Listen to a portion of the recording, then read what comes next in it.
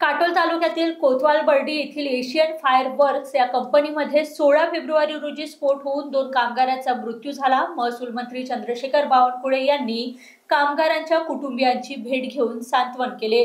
अशा घटना घडू नये म्हणून जिल्ह्यातील सर्व स्फोटक निर्मिती कंपन्यांची काटेकोर तपासणी करण्याचे निर्देश दिले आहेत।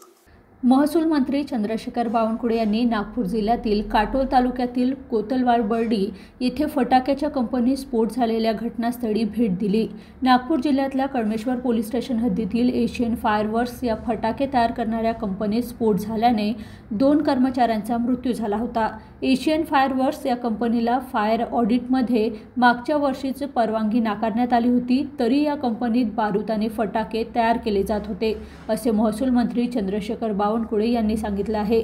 या कंपनीचा मालक सोहेल अमीन आणि मॅनेजर सध्या फरार असून त्यांचा शोध घेतला जात असल्याचे महसूल मंत्री चंद्रशेखर बावनकुळे यांनी सांगितले आहे।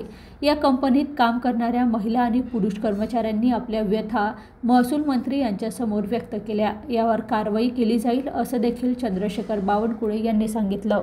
नाही, पूर्ण आमचं जे काही त्यांचं ऑफिस आहे, ज्या बाबी या ठिकाणी पाळून म्हणजे नियमाचे पालन करून अशा इंडस्ट्री चालवल्या पाहिजे, कारण फार सेन्सिटिव्ह त्या ठिकाणी काम आहे।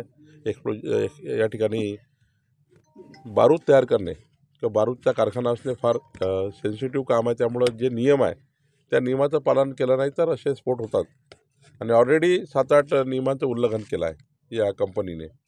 त्यामुळं मला असं वाटतं हा सिरियस गुन्हा आहे। यामध्ये आता 2 दिवस पुन्हा लागतील आणि मग जे काही कडक कारवाई जी आहे ती करण्याचा प्रयत्न आमचा सर्वांचा आहे। म्हणूनच मी या ठिकाणी व्हिजिट केली आहे की दोषींना कारवाई झाली पाहिजे आणि परिवाराला न्याय मिळाला पाहिजे।